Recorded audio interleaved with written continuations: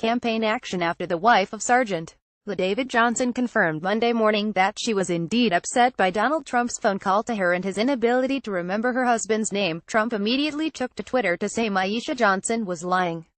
Apparently nothing is sacred, to use Chief of Staff John Kelly's word. Trump relentlessly attacked Congresswoman Frederica Wilson as a liar, and now that Johnson corroborated Wilson's version of events as 100% correct, he's turned his fire directly on the pregnant, grieving widow. On Monday afternoon, Florida Rep.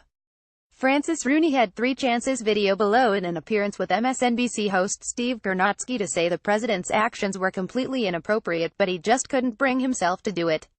Here's the first installment of Rooney's profile in cowardice. Gurnotsky: just hours ago this morning, Trump chose to go on Twitter and tell the world, everybody sees this message, to dispute the story that Sergeant Johnson's widow was telling.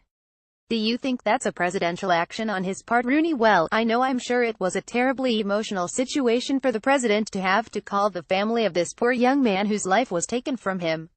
If I were him and just heard General Kelly tell me about his son, and I would probably use some of the words General Kelly said, too. So Rooney's first response to Trump attacking the widow of a fallen soldier was to sympathize with Trump and then make excuses for him. Gurnotsky gives it another shot, making it crystal clear that he is asking about Trump contradicting a woman whose husband just lost his life in service of this country. Gurnotsky: this was a direct, specific engagement, a direct, specific response from the President of the United States, to a widow of a fallen soldier.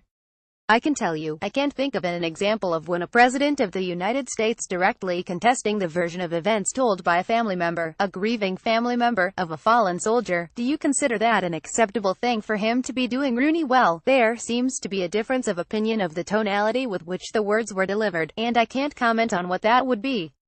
The president says it was fine and he was shocked that there was criticism. So he evidently is pretty irritated that there was criticism over using words that General Kelly had suggested. Good God, again with the Trump sympathy. Yes, Trump is shocked and irritated. It must terribly vexing for him to find out that other people don't think he's as great as he thinks he is.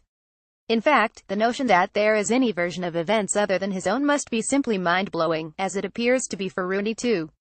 Because Rooney still hasn't gotten around to Trump's abhorrent conduct or the notion that anyone besides Trump matters. Gurnotsky'll try one more time. A lot of people are saying, look, the thing to do if you're President of the United States and a family member, a widow, any direct family member of a fallen family has criticism of you, has something negative to say about your behavior, your policy, whatever, is not to say anything. That the president owes that to the families of fallen soldiers.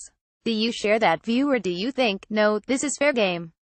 Rooney: I think it's appropriate and necessary to offer condolences to this family who had such a grievous loss.